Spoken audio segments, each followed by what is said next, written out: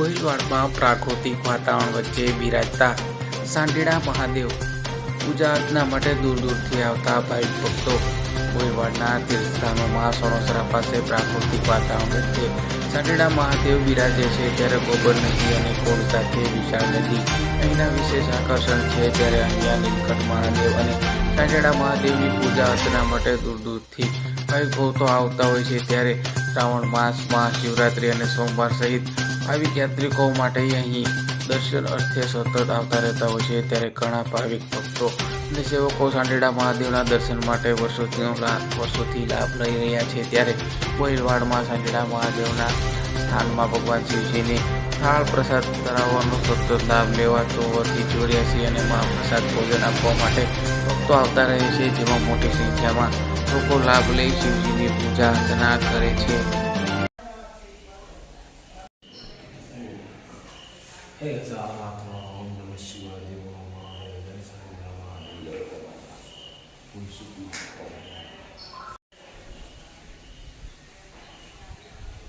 Hey.